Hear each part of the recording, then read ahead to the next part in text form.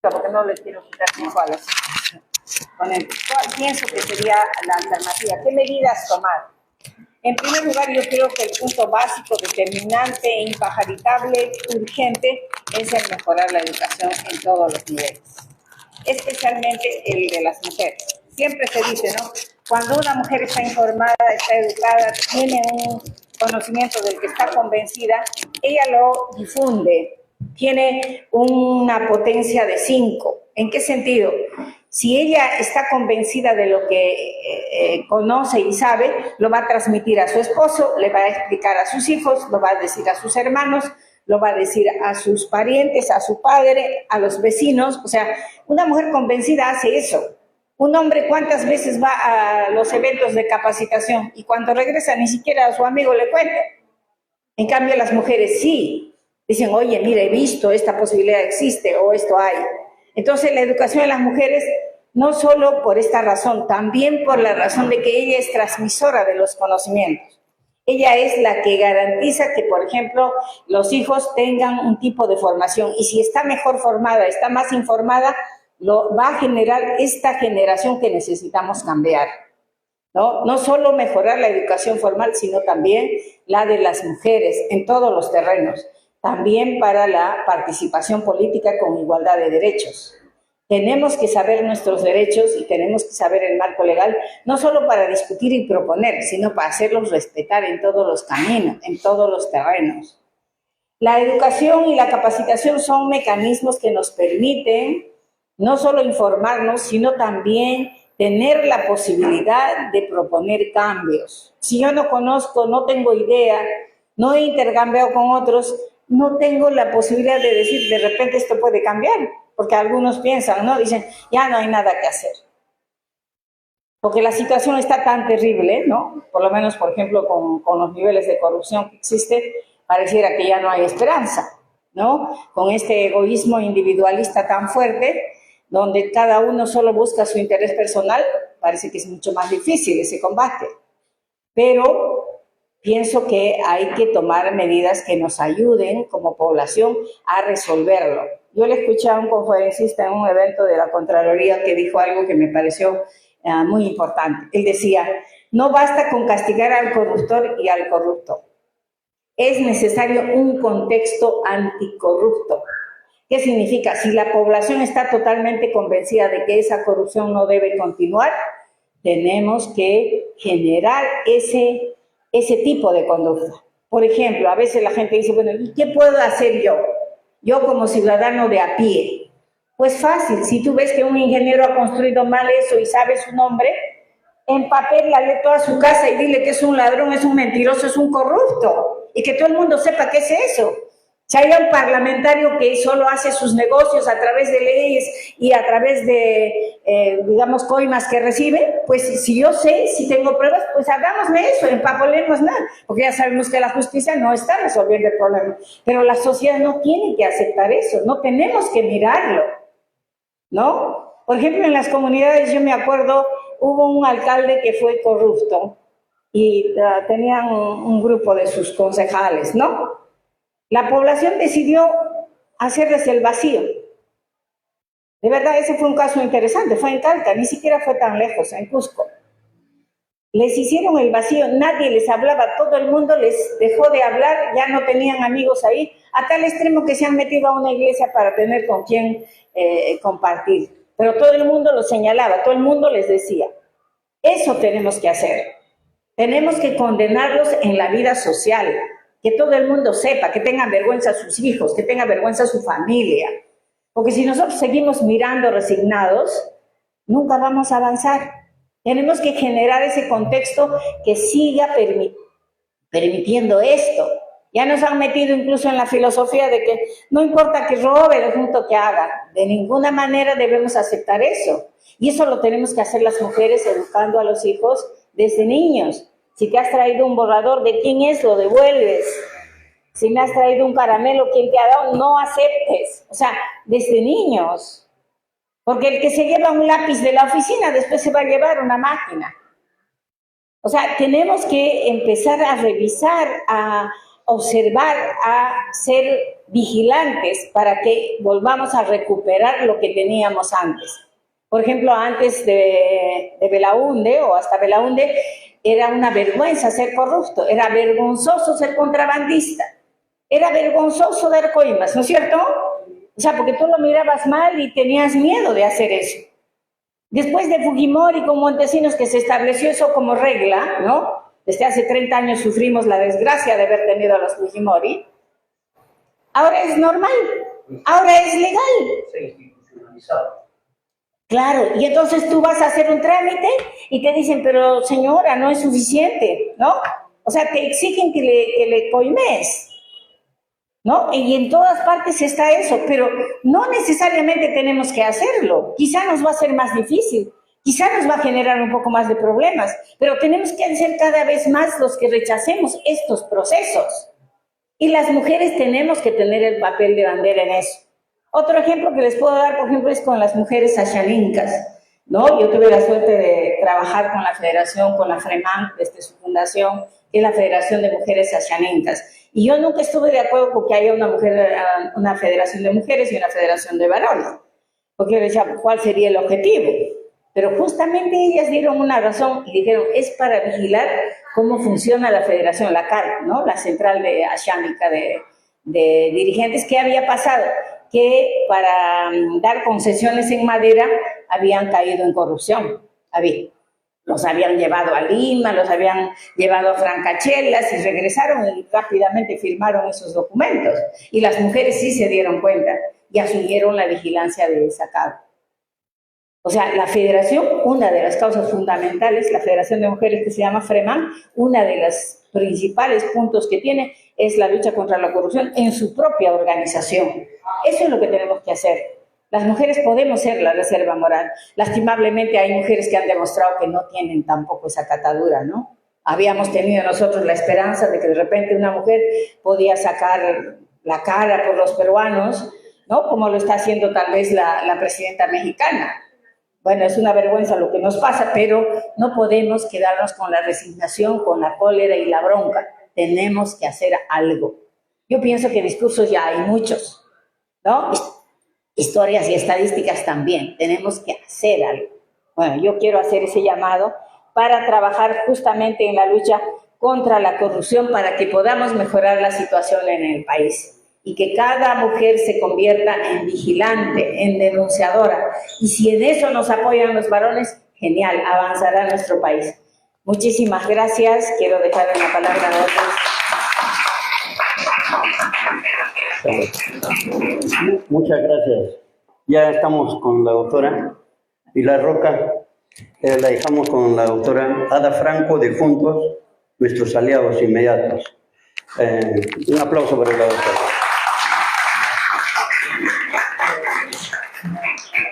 Buenas noches a todos y a todas. Les traigo el saludo de los compañeros y compañeras de Juntos del Perú. Hoy día, previo al 8 de marzo, en el que decimos nosotros que se recuerda y se rinde homenaje a la mujer no solamente en el Perú, sino también en el mundo entero. Y quisiera un poco recordar por qué conmemoramos esta fecha, ¿no? Seguramente todos y todas sabemos por qué, pero creo que es válido recordar que esta fecha del Día Internacional de la Mujer está relacionado y surge como un homenaje, una recordación, una respuesta a las luchas obreras que desarrollaron las obreras textiles en el año de 1857 y 1900, no sé si fue 5 o 7, ahí la memoria me falla, pero aproximadamente. Más o menos fines del siglo XIX y principios del siglo XX, las obreras textiles en Nueva York tomaron una fábrica. ¿Y por qué la tomaron? Precisamente en las luchas por sus reivindicaciones y derechos laborales, por la reducción de la jornada de trabajo. En ese entonces ellas trabajaban 14, 12 y 10 horas de trabajo y precisamente por ello tomaron una fábrica, pero posteriormente fueron vilmente asesinadas porque la policía, a órdenes de los empresarios, las quemaron vivas. Es por eso que no puede pasar desapercibida esta fecha en la que rendimos este homenaje, y por lo tanto esta fecha surge muy ligada a las luchas obreras de las trabajadoras y de los trabajadores en general. En ese marco, en el año de 1910, se celebra una conferencia internacional en Europa con las principales luchadoras de esa época, como fue Clara Zetkin, Rosa Luxemburgo, Inés Heimann, así como también Nadezhda Kurskaya, quienes en esta conferencia internacional socialista precisamente acuerdan que el día 8 de marzo se recuerde, se rinda homenaje a las mujeres de todo el mundo y se instaura el Día Internacional de la Mujer. Ese es un poco el origen, por qué recordamos. Entonces, a veces creo que nos equivocamos y queremos celebrar. El Día Internacional de la Mujer no es una celebración, no podemos celebrar la muerte. Lo que es recordar, conmemorar y rendir homenaje a estas mujeres que lucharon o entregaron sus vidas por una causa justa. En ese sentido, yo creo que en nuestra historia, algo mencionó la doctora que me antecedió en el uso de la palabra, en nuestra historia del Perú, desde las épocas ancestrales, ya ha habido liderazgos femeninos muy marcados. Algunos de ellos lo mencionó la doctora, y yo quiero recordar y de repente profundizar el rol que jugó Mama Ocllo al lado de Manco Cápac, ¿no? Como acentuando el liderazgo femenino. Ella simbolizó no solamente la sabiduría, la fortaleza de la organización y el liderazgo femenino dentro del imperio junto a Manco Cápac, construyendo una sociedad que se basaba y se fundamentaba en la reciprocidad, ¿no? Y también en la construcción de una sociedad más justa, ¿no? En esos tiempos. Entonces, vemos pues que históricamente tenemos mujeres que nos han antecedido desde tiempos ancestrales, precisamente simbolizando la lucha y el liderazgo femenino. Posteriormente, ya todos creo conocemos también el rol que jugó Micaela Bastidas con Túpac Amaru, ¿no? Micaela Bastidas fue una estratega no solamente acentuando el liderazgo femenino, sino también como estratega militar. Y en ese sentido, junto a Túpac Amaru, lucharon contra, y Tomás Atito Condemaita y otras mujeres, lucharon contra el colonialismo español.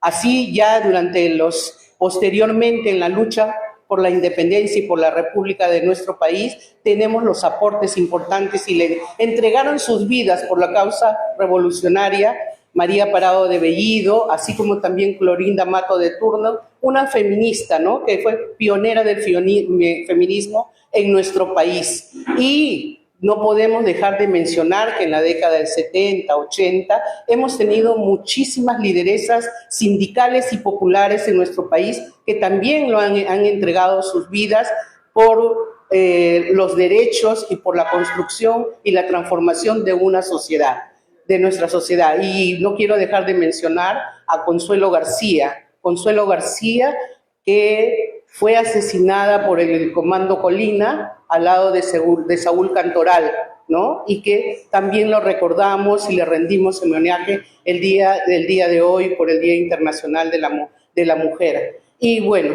hay muchísimas mujeres que seguramente estoy dejando de mencionar y que conjuntamente con los hombres han luchado durante todo el proceso histórico que ha vivido nuestro país para precisamente reivindicar no solamente los derechos de la mujer, sino transformar la sociedad, porque la lucha de las mujeres tiene que ver con la transformación también de la sociedad peruana. En ese sentido, yo no puedo dejar de mencionar el día de hoy la violencia que se vive contra las mujeres en nuestro país. Y esa violencia precisamente tiene origen en la sociedad patriarcal y capitalista que se vive actualmente en el Perú. Me van a permitir leer algunas estadísticas que creo que nos pueden graficar de manera muy concreta. La violencia no solamente es la violencia física, existen diversos tipos de violencia, ¿no? Entonces, en los casos estos son datos que se han registrado en los centros de emergencia mujer, que pertenece al Ministerio de la Mujer, que hoy en día quiere ser defenestrado y quiere ser desaparecido por el actual gobierno, precisamente, y fusionado con el Ministerio de Desarrollo Social. En realidad quieren invisibilizar los derechos, la lucha y las políticas de Estado que deben reconocer los derechos de las mujeres en la sociedad en que vivimos. Entonces, violencia física a nivel nacional. Hemos tenido a 2024, es decir, a diciembre del año pasado, 63.692 casos de mujeres que fueron violentadas físicamente. Violencia, el segundo tipo de violencia que se sufre en nuestro país es la violencia psicológica. 71.717 casos de violencia psicológica. Una tercera violencia es la violencia sexual, 12.924. Y allí le sigue la violencia económica y patriarcal, 615, el hostigamiento sexual, 392, acoso sexual en lugares públicos, 489. Y bueno, en total, más o menos se registran más o menos 185.000 casos de violencia, y es decir, son los datos registrados, porque hay una data oculta que evidentemente no se registra en estos lugares, centro de emergencia mujer, porque las mujeres tienen miedo, temor de denunciar, y es por eso que existe un dato oculto que no se conoce. En ese sentido, yo creo de que es muy importante denunciar la violencia, y esta violencia no tiene que ver con una situación solo de género, es de clase y de género en la lucha contra esta sociedad que nos oprime a hombres y mujeres. Y que está también relacionado con los casos de femicidio, ¿no?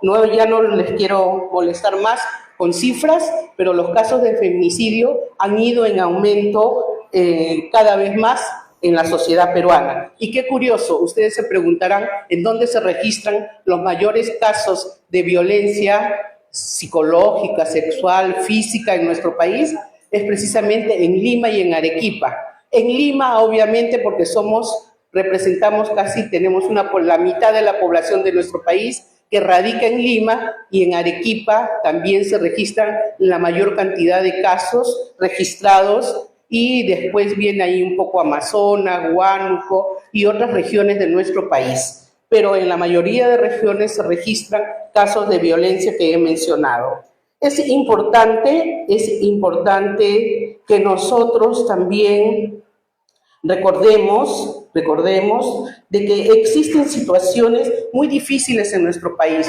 Ni siquiera vemos que la parte del territorio en nuestro país, territorios que se encuentran militarizados, ¿no? Militarizados porque está el ejército o las Fuerzas Armadas, donde estos territorios que están ligados al desarrollo agrario, minero, allí se ve agudizada también la violencia contra las mujeres y también, obviamente, donde se conculcan sus derechos. Bien, ¿cómo nosotros creemos que podemos revertir un poco esta situación? Es evidente que las mujeres tenemos reivindicaciones concretas y que están ligadas también a la participación política y activa. Y es por eso que es tan importante que en partidos como el partido de Antauro el día de hoy, Juntos por el Perú y seguramente otras organizaciones políticas tienen que desarrollar un tipo de formación en el que se vaya incorporando a las mujeres a estas organizaciones políticas para que participen activamente, porque es un derecho a la que tenemos todas las mujeres también. Es muy difícil a veces participar políticamente y activamente, porque como ya lo manifestaba acá la compañera que me antecedió en el uso de la palabra, es evidente que tenemos roles y a veces esos roles femeninos están muy ligados a los roles domésticos, además de que trabajamos, etcétera. Y yo sé que algunos compañeros también en estos tiempos, algunos dicen apoyamos. No es que apoyan, es que les corresponde en el hogar, donde está su familia, donde está la esposa, pareja, hijos e hijas, es que tienen que contribuir a que en todos estos roles al interior del hogar compartirlos. Y eso significa que hay que compartir todos estos roles, que a veces a mí tampoco me gustan, ¿no? Entonces, es evidente que hay que compartir eso. En ese sentido, yo creo de que nos falta todavía desarrollar, comprender un poco toda esta situación para que nosotros vayamos incorporando a las mujeres. Es difícil, ¿no? Por ejemplo, si contamos aquí cuántas mujeres estamos presentes en nuestra organización también, no es porque las compañeras no quieran, sino que les es difícil esta participación política activa. Yo creo de que conjuntamente con los compañeros deberíamos flexibilizar y facilitar estos niveles de participación, porque no es sencillo. Yo creo que en ese sentido es importante de que el 8 de marzo, ¿no? El 8 de marzo no solamente recordemos y rindamos homenaje, en este caso a las obreras textiles y a todas las compañeras que a lo largo de nuestra historia han dado sus vidas por los ideales de libertad, sino que tenemos que luchar por transformar esta sociedad patriarcal y machista que oprime a hombres y mujeres y que tenemos que luchar por su transformación total. Muchas gracias por su paciencia.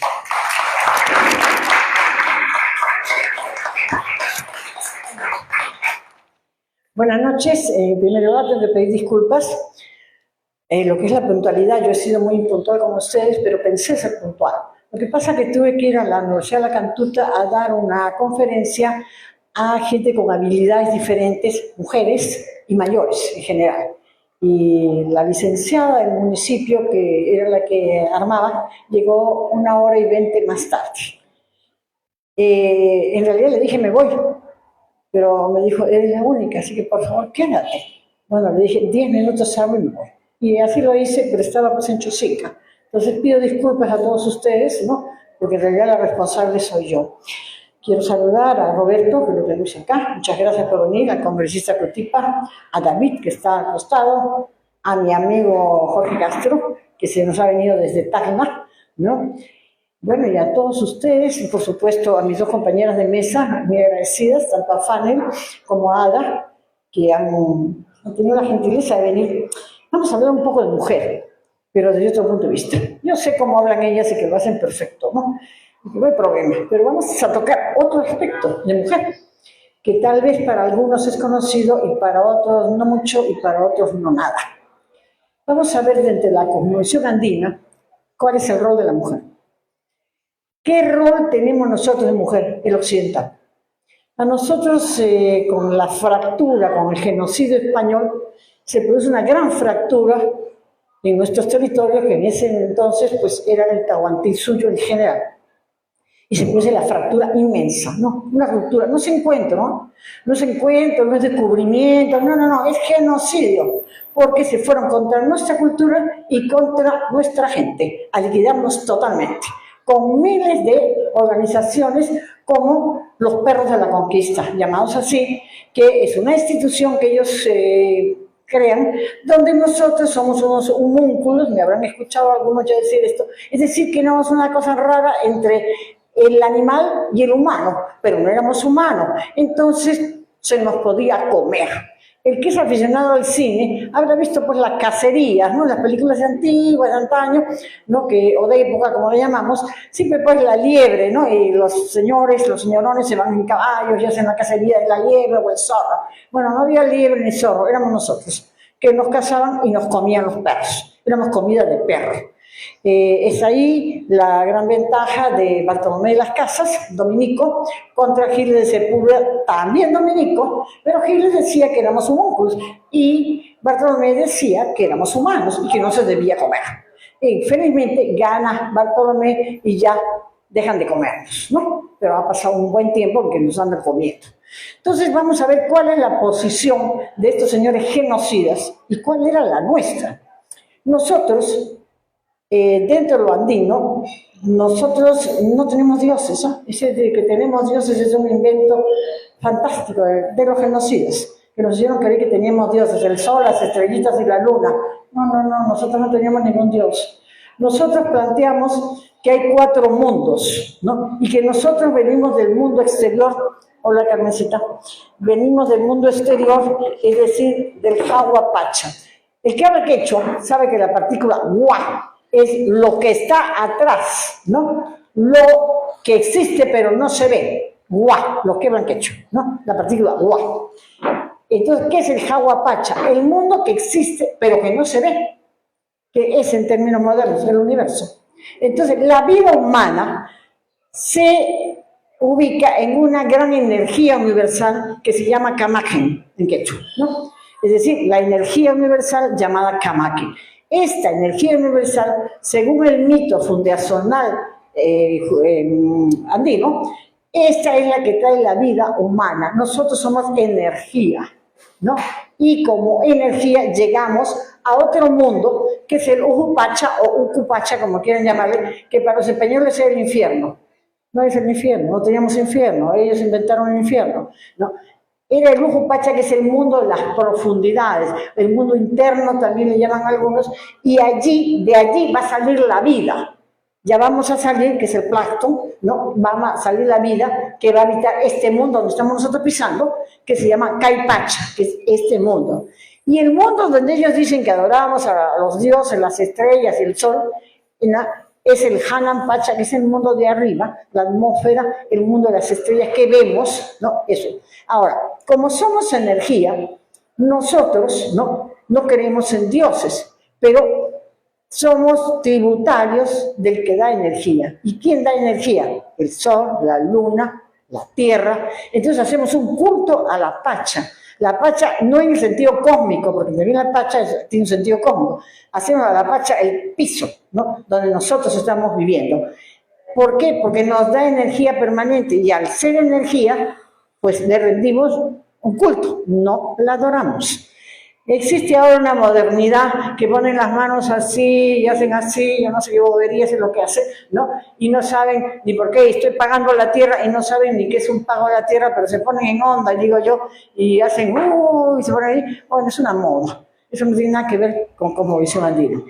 Pero entonces, el hombre como género humano es energía.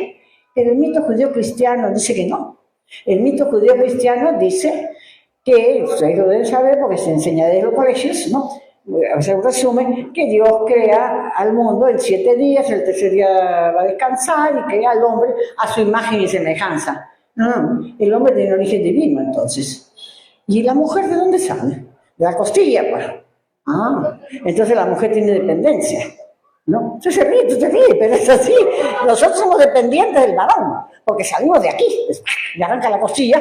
El hombre es a semejanza de Dios, por lo tanto es divino. La mujer somos de una costilla, ¿no? Un pedazo de. Entonces somos dependientes. Usted se ríe, pero eso tiene una relación. Entonces las mujeres tenemos condición de inferioridad en la cosmovisión judeocristiana. En la cosmovisión andina, no, porque los dos somos energía, somos complementos, ¿no? O sea, no somos superiores ni uno ni otro. Yo discrepo mucho con esas feministas. Hay una que una vez, no voy a decir quién es, pero está en el Congreso, que no decía la palabra hombres, sino malditos. Y tuve una polémica con ella, porque ella decía malditos, ¿no? Todos ustedes deben ser malditos para ella, ¿no? Para mí le dije, no, hombre es mi padre, hombre es mi marido, hombre es mis hijos, porque no tengo hija mujer, tengo hombres. Y no son malditos, ¿no? De ninguna manera. Esta congresista, bueno, no sé si va a entender esa tesis porque fue pública, ella le llama a los malditos. No son malditos los hombres, somos iguales, somos pares, somos parejas, somos complementos, ¿no? Tampoco somos las mujeres supeditadas. Fíjense ustedes, vamos a seguir con el mito rapidito, porque viene Carmencita, ¿no? ¿Quién es la que tienta a la mujer? Pues la mujer malvada, pues, ¿no? Va a tentar al varón. La serpiente, no es el serpiente, es la serpiente. Entonces, es femenino. El papel negativo lo está haciendo el género femenino. ¿Y con qué lo tienta? No es con el árbol, con la manzana. La manzana. Seguimos en términos femeninos. Y por esa acción maligna de la mujer, ¿no? Entonces, ¿no? Perdemos el paraíso terrenal, ¿no? Perdemos el estado de bienestar. ¿Quién es la culpable? La mujer, ¿no? Entonces, Desde el mito judeo-cristiano, nosotros somos inferiores. San Agustín era el que decía en buenas cuentas que solo servimos para tener pelos en la cabeza, ¿no? Eso es lo que decía San Agustín, de alguna manera lo decía así, ¿no? Que no, somos tentación.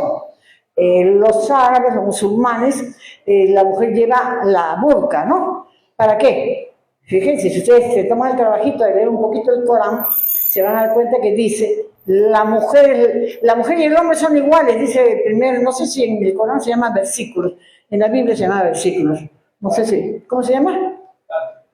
¿Cómo? Dando. Salmo. ¿En el Corán se llama Salmo? Bueno. Entonces, en el Salmo del Corán, el primero dice, la mujer y el hombre son iguales. Qué bueno, dije yo, qué bueno que seamos iguales. Pero en el segundo dice, el hombre puede mantener a las mujeres, no 7, puede tener las mujeres que pueda mantener. O sea, si tú puedes mantener 10, puedes mantener 10. Pero tú solo puedes mantener una. Entonces, ¿cuál es el problema, no?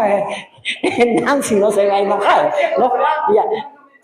No, Nancy se mantiene. No salió de tu costilla, ¿no? Entonces, pero dice, el hombre podrá tener la cantidad de mujeres que pueda mantener en buenas condiciones.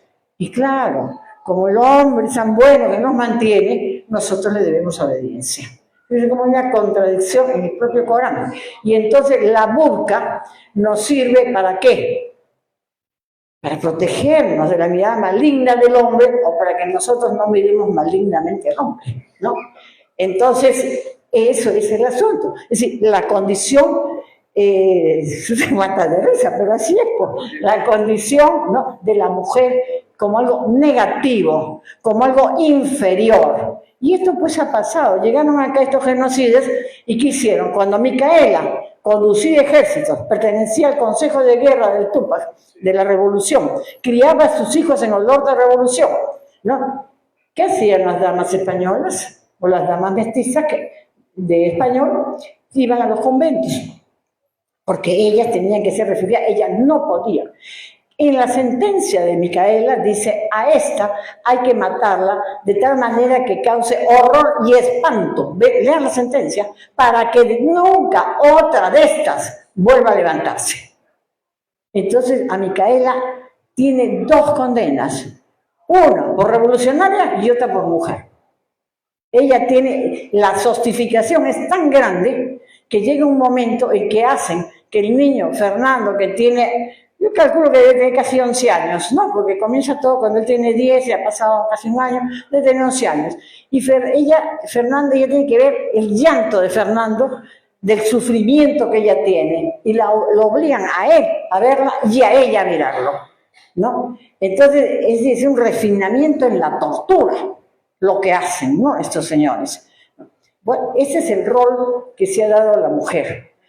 Es largo hablar de Convención Andina. Me gustaría en algún momento poder ver todos los principios, la filosofía de la Convención Andina, porque nosotros, aunque ustedes se crean blanquitos o se crean mezcladitos, no, nosotros en la cabeza, genéticamente, obedecemos a eso.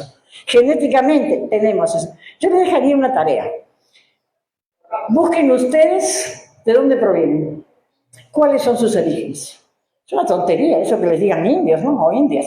Ese es un lenguaje colonial. Ese fue el lenguaje que emplearon los españoles para que nosotros perdamos el sentido de identidad y nos dejemos someter y dominar.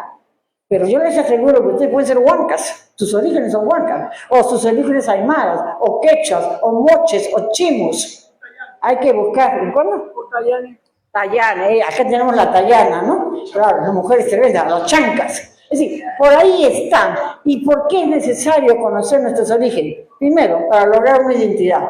Porque quien no conoce su pasado no puede ir, no puede tener presente. Quien no tiene orgullo de su pasado, la autoestima está en el piso. Porque eso es lo que ellos quisieron. Es como ahora. Fíjense ahora.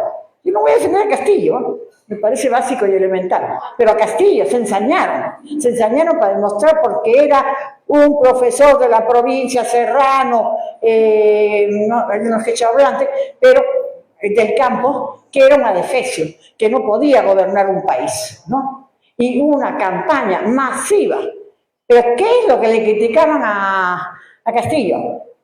El sombrero, una cosa absurda, pues se podrá poner el sombrero que le dé la gana, su gusto, bueno.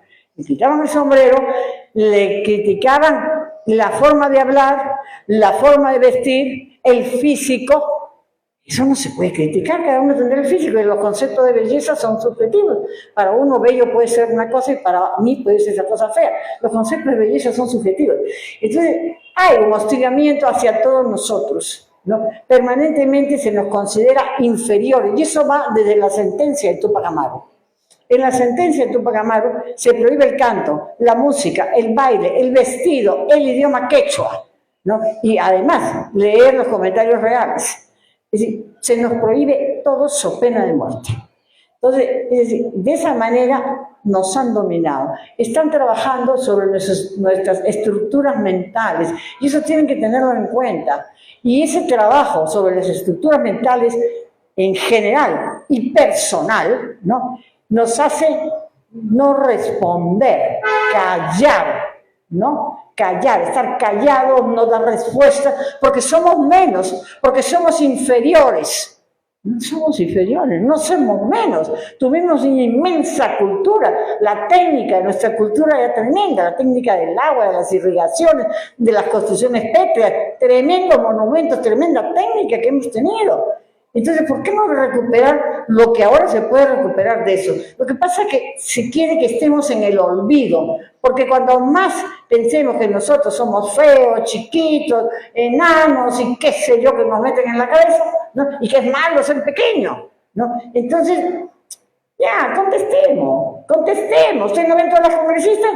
Todas hacen la lipo. La critican a Dina que se hace la lipo y se estira el pellejo. Sí, pues se estira el pellejo, se hizo la lipo. Lo malo es que no ha pedido permiso.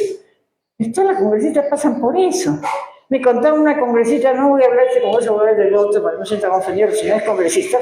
Me decía que la señora Cuculiza era la que la llevaba a todos, a los hospitales, a las clínicas, para que le jalaran los pellejos, para que les arreglaran los pelos.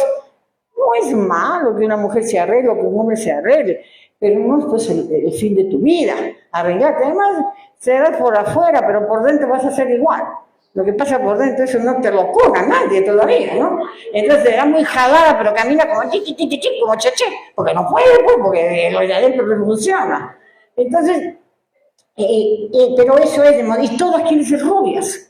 Y si pueden ser altas y se ponen unos tacos de este vuelo, se ponen, porque esos son los conceptos de belleza foráneos. Las mujeres tienen que ser altas, de ojos claros, de pelos rubios. Eso es sinónimo de eso. Hay cantidad de gringas desteñidas y espantosas, bien rubias y bien de ojos celestes, son más feas, ¿no? Pero ese es un concepto de belleza, donde las mujeres queremos ser bellas y entonces imitamos. Pero si las nuestras también son bellísimas, si nuestras chicas son preciosas, se les ve. Yo recuerdo un desfile de modas de Evo Morales, todas con sus polleras. Y yo me enamoré de una pollera y dije, es una pollera para mí. No la pude adquirir porque era muy cara, ¿no? Pero si no, yo me había puesto mi pollera, ¿no? Porque me pareció preciosa la pollera. Era lindo. Y las chicas lo lucían extraordinariamente bien. Entonces lo que yo voy es esto, los patrones de belleza, los patrones morales. Bueno, ya no hablo de la prostitución en el Congreso, ¿no? Y ya, pues se pasa, me van a decir que ninguna congresista no se dio cuenta que estaba pasando. Por favor, las mujeres somos bien ojitos, miramos, ¿no? Vemos.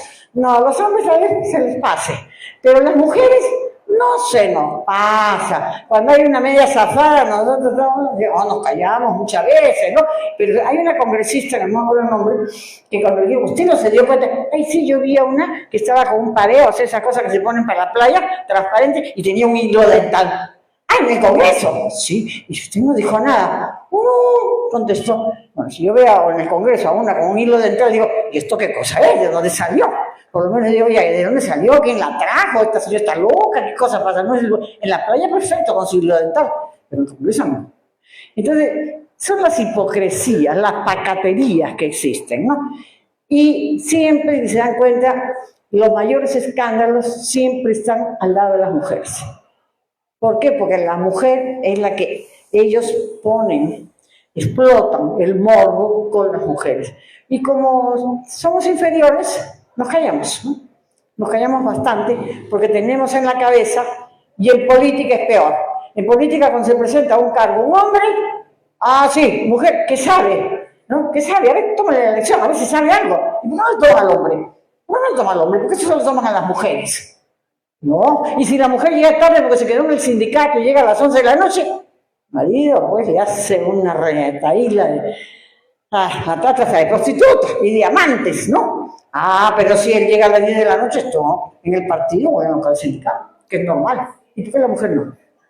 Porque el mismo marido, sí, es machista en el fondo, no entiende que ella tiene tanto derecho como él.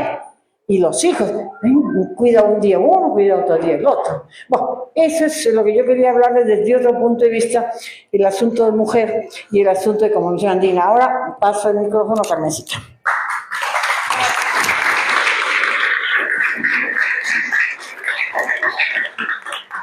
Buenas noches, ante todo, mis disculpas porque quedé, como todos, algunas veces hemos pasado, me quedé atorada en el tránsito de la vía expresa. Y con pánico he llegado aquí, con la justa, creo. Bueno, no sé qué temas han tocado mis predecesoras. Mujer en que... Como estadísticas, un poco feminicidio.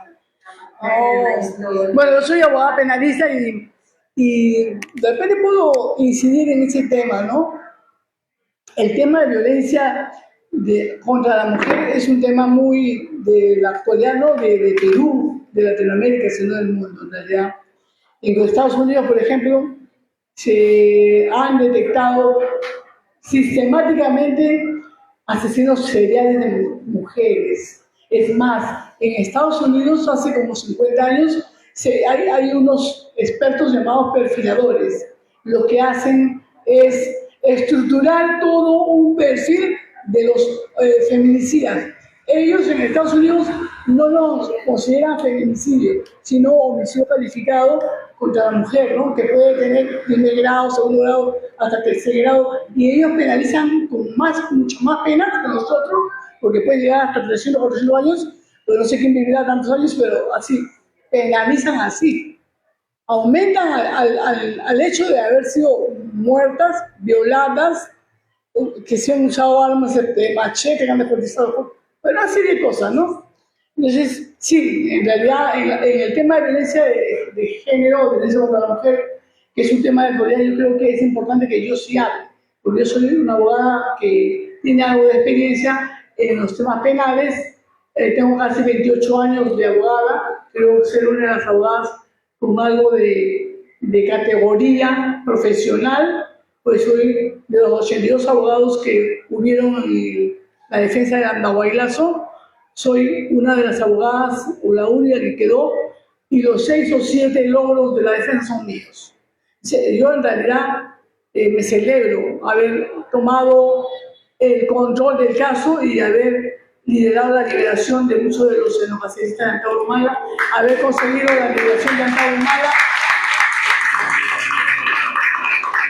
pero también es importante que yo les diga por qué me involucré en esa defensa, ¿no? Esto es como un tema de mujer, de una mujer de actualidad, de una profesional que se metió, que tomó un caso que para mí era muy emblemático, que era el de la rebelión de Antauro Humala y sus xenofacilistas. Yo, al inicio, de repente la gente no me conocía y no me quería, bueno, entonces no se trata de que te quieran, sino que tú quieras. Tú debes, como abogado profesional, debes defender la causa que tú crees que merece la pena defender.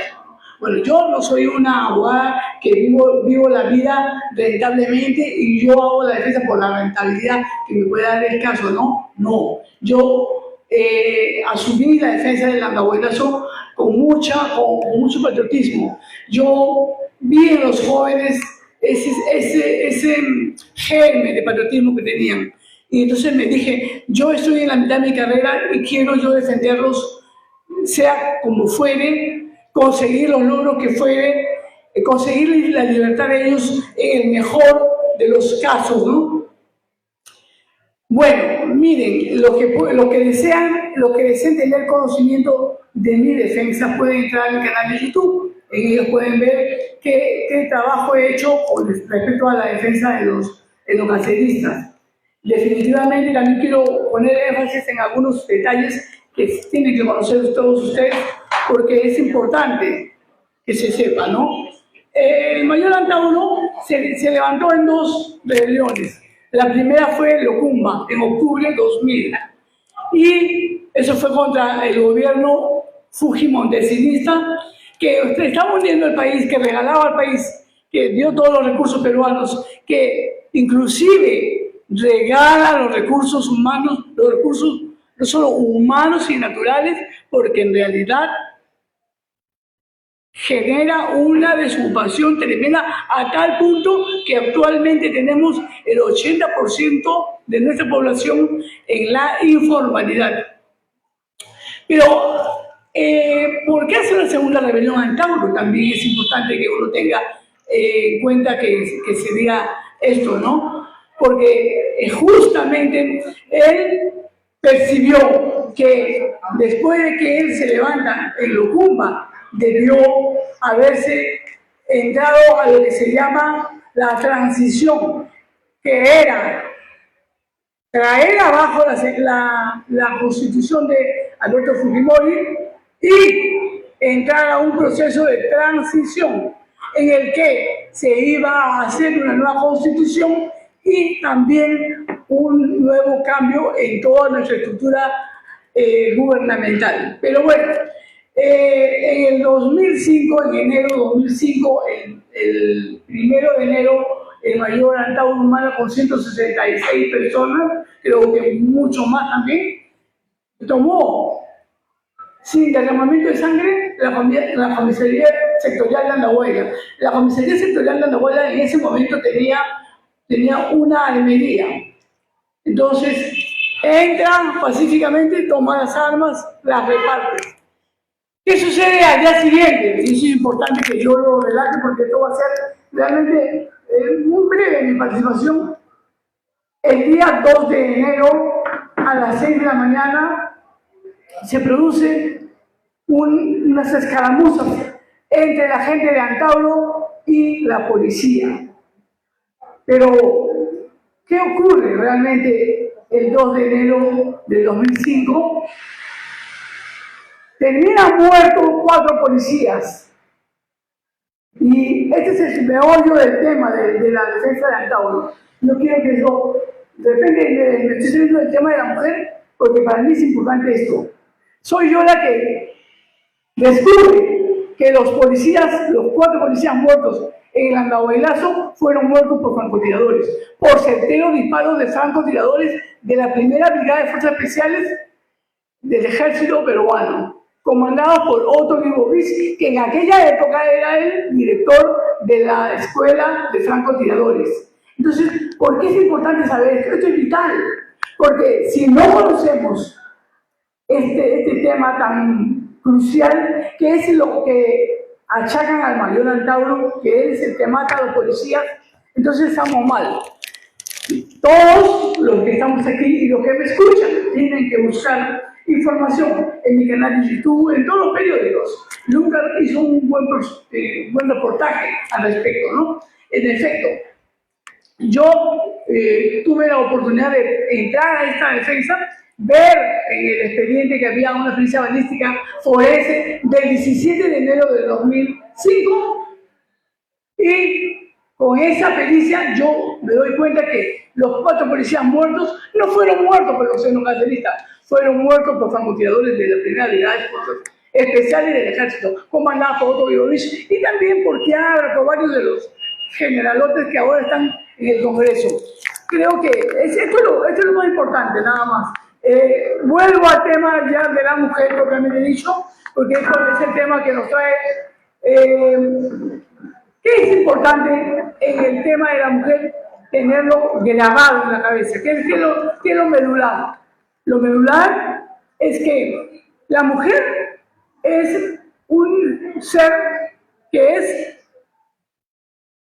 compañero de un hombre. Es lo que fue, amigos, esposos, pareja de marido o mujer, bueno, no sé. Ya, como dice Pilar, nos ha dado una clase increíble de la percepción o de la percepción propiamente de la cosmovisión andina, ¿no? De cómo es posible que el ser hombre o mujer en el imperio incaico o en el incanato, digamos lo mejor hablado, en el incanato ya la mujer y el hombre eran considerados conjuntos, no eran considerados el hombre más y la mujer menos. Eso es falso. En nuestro incanato, la percepción de la mujer y el hombre era igual. Tan es así que cuando se relata cómo se fundó el imperio incaico, se habla justamente de Mamaonio y Macocapa. No hablan de Macocapa, que funda el imperio incaico o el incanato. No, hablan de dos personas que eran iguales, duales, que eran conjuntos. Entonces, creo que esto es lo que debemos tener en cuenta, ¿no? Esto es vital tener en cuenta. Después, la participación de la mujer en las luchas revolucionarias. En realidad, las mujeres que luchamos hoy somos el producto de estas mujeres revolucionarias que ya en la época que Tupac Amaru hace la revolución junto con su mujer, Micaela Bastida, en realidad ella es un ejemplo contundente de lo que la mujer debe hacer. María Parado de Bellito, muchas heroínas que hemos tenido que dan ejemplo de esa lucha, ¿no? Y que ahora todas las que estamos luchando en el campo político, social, por reivindicaciones tanto para los trabajadores, tanto para la mujer, los derechos de la mujer, los derechos del hombre, de los derechos del niño. Entonces, es importante porque esta lucha que nos enseñaron nuestras madres me refiero a las heroínas, es una lucha que hemos aprendido. Yo me acuerdo en la época de Velasco, y voy a hacer una pequeña digresión hacia la época de Velasco, nos enseñaron al valor de la mujer, el valor de la mujer y el valor del hombre. Velasco es propia de los canales porque en realidad es propia de la prensa y todo, porque había una alienación. No pensábamos como peruanos, pensábamos como extranjeros, y esto era grave. Entonces, en realidad generó una revolución, yo pienso que cultural, porque nos enseñó a los peruanos a tener una visión amplia de qué era la mujer, qué era el hombre, de la valía, de la soberanía del país, del patriotismo del país. Ahora, yo deseo hacer unas pequeñas apuntaciones sobre la presencia de la mujer en la política hoy en día, ¿no? La mujer en la política. ¿Cuántas mujeres van a votar en estas elecciones? ¿Saben?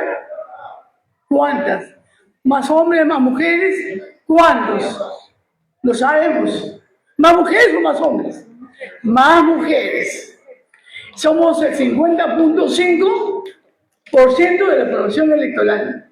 Entonces, es importante el voto femenino.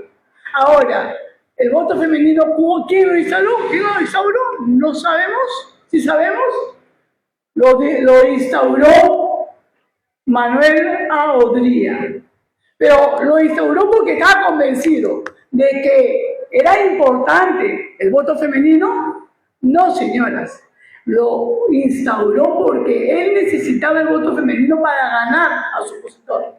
Entonces, él actúa por un interés. Nadie niega las grandes obras que ha hecho Manuel A. Odría. Nadie las niega. Pero el voto femenino fue instaurado no por... sí, termino. Ya, fue instaurado este voto femenino no porque en realidad el señor Odría estuviese convencido de que nosotros las mujeres valíamos algo. No, señores, porque en realidad era un voto necesario para él. Pero preguntémonos, ¿fuimos nosotros el primer país en Latinoamérica en tener el voto femenino? No. fuimos el penúltimo, no el último, penúltimo. ¿Ya? Ahora, ¿quién hizo la lucha en Latinoamérica para que vote la mujer? Una ecuatoriana. Una ecuatoriana. Y a nivel mundial, en Nueva Zelanda, una neozelandesa. Entonces, tenemos que aprender a luchar como ellas. Nosotros tenemos ahora la oportunidad política de hacernos presentes las mujeres, que somos más votantes que los varones. Tenemos que crear esa conciencia en todas las mujeres, prepararnos, ser conscientes de nuestra dignidad como mujer, de la dignidad del hombre, hacernos respetar. Es importante y vital esto. Yo creo que no tengo mucho tiempo para hablar y sé que yo me demoro un poquito, ¿no? ¿Verdad? Oye, pensé que había hablado Catita, mi amiga Catita, mi colega Catita, con la que hemos llevado casos juntas, una insigne abogada, una gran abogada, mi respeto, Cat.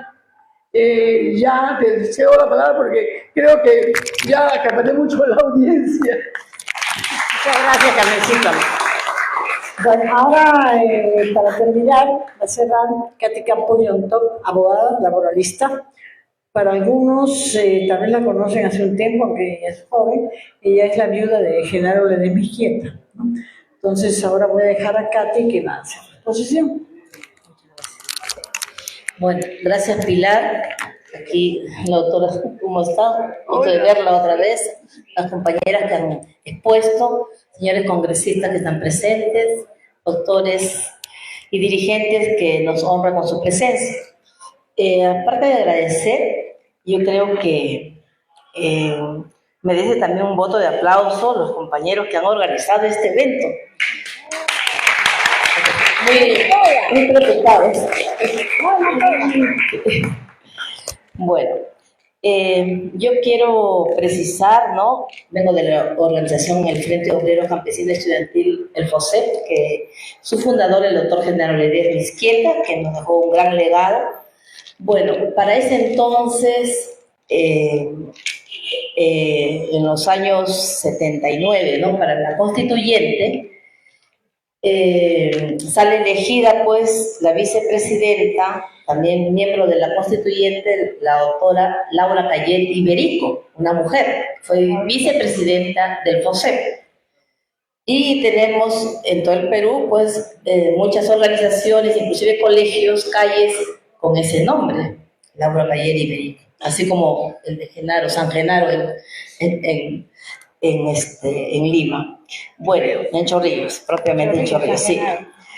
Y bueno, es destacar que la mujer todos estos años, ¿no? Desde ya en el Perú propiamente, desde el año 1956, hizo sus conquistas, ¿no? Hasta lograr pues ser elegidas en el año 1980, y así sucesivamente han estado logrando pues sus estadísticas en un porcentaje, por ejemplo, en el año 1922 en un 42%, y después ya en un 6%, de ahí han ido superando, pero inicialmente fueron pues para cargos complementarios, ¿no? Ser regidoras, pero no pues para ser alcaldesas. Ya para estos últimos años sí vemos que hay varias mujeres alcaldesas en nuestro territorio. Lo que demuestra pues que estas han sido por luchas, ¿no? Por sus cargos dirigenciales a lo largo del territorio peruano, ¿no? Por los problemas que hay.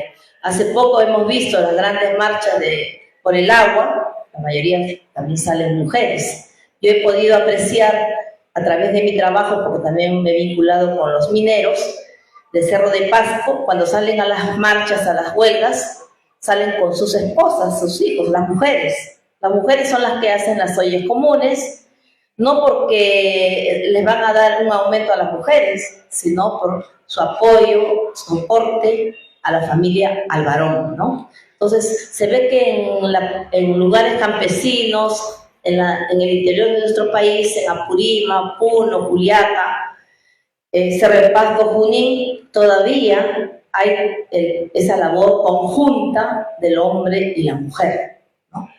a diferencia pues de nuestra capital, que es totalmente diferente. Vemos que no son malas, ¿no? También son integradas, pero no al nivel que se hacen en las provincias, ¿no? Y eso demuestra pues que esta labor ha sido por buscar sus conquistas, sus quehaceres. También debemos analizar que la mujer en todo aspecto, de todas las familias, también son contadoras, ¿no? Porque son las que manejan la mensualidad de los gastos de la casa, sobre todo la comida, de la alimentación, de quien se enferma, de quien no se enferma, y hasta apoyo familiar solidario, ¿no? A sus propias familias, tanto del esposo o de la esposa, ¿no? Eso es bonito porque se practica una solidaridad, una humanidad, lo que se ha perdido a estos tiempos, ¿no? Que son esos valores de ser solidarios. También quiero destacar que las mujeres en lo político han ocupado cargos de los ministerios, que han sido muchos en buen aspecto, han desarrollado las gestiones sociales al interior de nuestro país, en las propias municipalidades, las regiones, como también hemos visto muy desagradables otras, ¿no? Yo no quiero decir nombres, pero eso es de pleno conocimiento de cada uno de nosotros, los que estamos aquí, lo que demuestra que encontramos de todo. Entonces lo que nos falta es recuperar esos valores de la solidaridad, de la humanidad y sobre todo de la mujer. Entonces estas luchas permanentes han demostrado pues que las mujeres, para lograr sus beneficios, de tener la igualdad, han sido de forjas de marcha. Por eso que vemos a lo largo de nuestro país, el día de mañana va a haber muchas marchas a nivel nacional, ¿no? Y aquí en nuestro país también a través de la CGTP se han sumado otras organizaciones que vamos a estar presentes en la marcha por el Día Internacional de la Mujer. Yo me he permitido hacer como podríamos decir, un acróstico con las letras de la mujer. La M, decimos pues, que es una sabia palabra, ¿no? De mujer maestra, ¿no? No solamente porque tengamos el título, ¿no? Porque desde que nace estamos al lado ya para el colegio, el nivel inicial, jardín, secundario y todo, ¿no? Es la labor de madre en mujer. Y la U, que representa pues que es única, ¿no? Nadie nos reemplaza. Ser mujer, nadie nos reemplaza. Entonces, ahí estamos sumando lo que somos. Y con la J, que somos justas. Cuando tenemos que definir algo, ¿no? Buscamos un equilibrio para que no se sienta mal el otro, ¿no? Entonces buscamos un equilibrio que vaya. Me he tenido que yo encontrar muchas veces en mi labor política, enfrentarme con varones, entonces he tenido que sentarme y hacerle ver a cada uno qué es lo que para mejor situación resolver. Y lo otro sería la E, que viene a ser emprendedora, ¿no? De alguna u otra forma, si no tenemos trabajo, muchas mujeres estamos tejiendo, estamos vendiendo pancitos, juguitos, pero no nos dejamos, salimos adelante a como seas. Y la otra que viene a ser la R, que somos mujeres revolucionarias. Bueno, muchas gracias. Muchas gracias. Bueno, quiero agradecer a todas las compañeras ponentes, a todos ustedes, y decirles que vamos a hacer un compartir. Nancy, ¿cómo vamos con el compartir? A ver, no. Sí, ya de una vez comencemos el compartir, ¿no?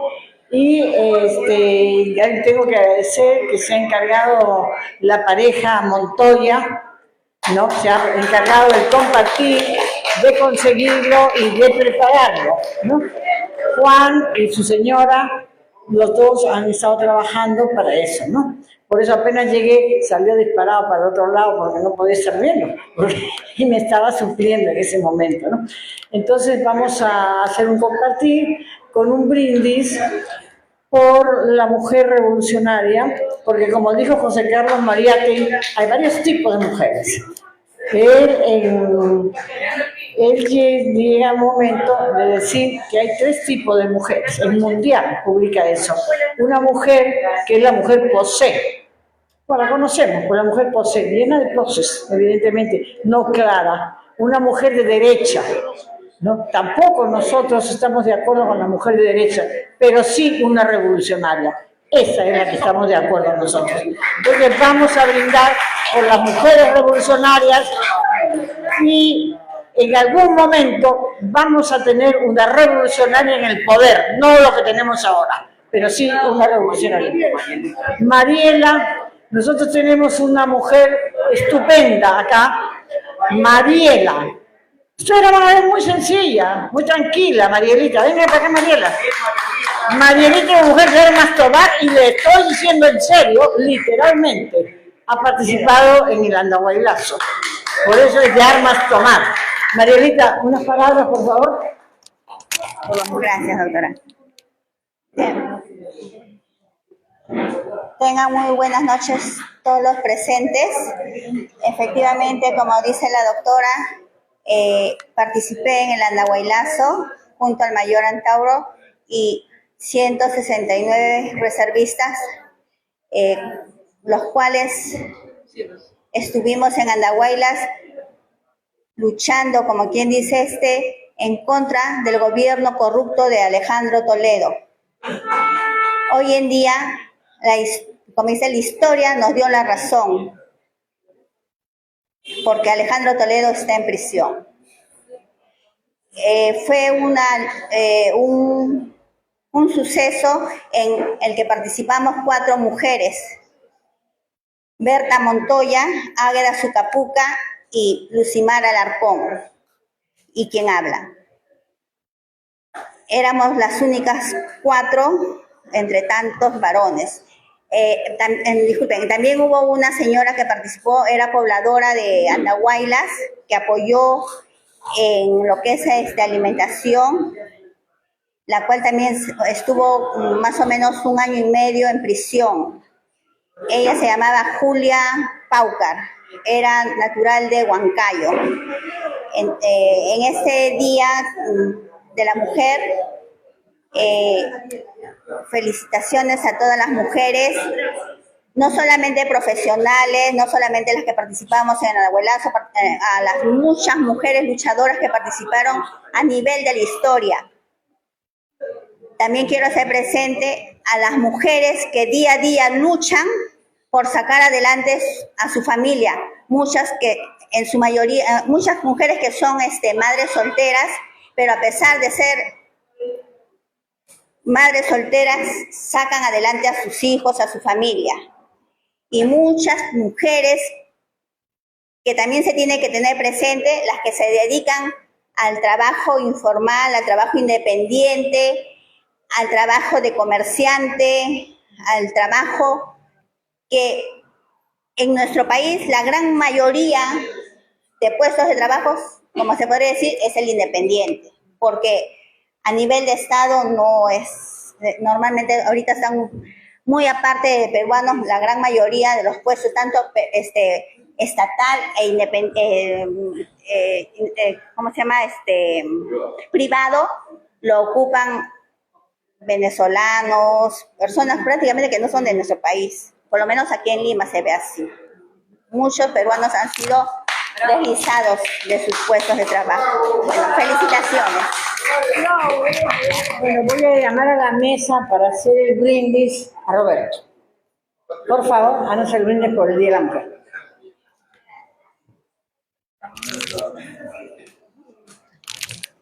Nos ponemos de pie. Luis. Compatriotas, evocando y conmemorando las vidas heroicas de Micaela Bastidas, Tomasa Tito Condemaita. ¿Cuántos de nuestras hermanas revolucionarias que también con su vida en adelante han mostrado no solo fiereza, espiritualidad, entrega generosa, y son justamente el motivo de esta conmemoración relevante para hacer más parejo, para equiparar, para tener equidad, mientras construimos nuestro proyecto político de refundación de la patria, ese proyecto donde hombres y mujeres avancemos de manera horizontal por todo lo crítico de esta época, hermanos y compañeros y compatriotas, pero reafirmando en el Día Internacional de la Mujer nuestro compromiso en hacer grande nuestra patria. A cada una de ustedes, compatriotas, a los que nos acompañan en las redes, aquellas mujeres invisibles, ¿no?, para una realidad política que aplasta la dignidad. ¡Viva la mujer, compatriotas! ¡Salud! ¡Salud! ¡Que viva la mujer peruana! ¡Viva! ¡Que viva la mujer de la costa, sierra y selva! ¡Viva el Perú! ¡Viva! Bueno, muchas gracias. Nos podemos quedar todavía a conversar y a compartir. Gracias.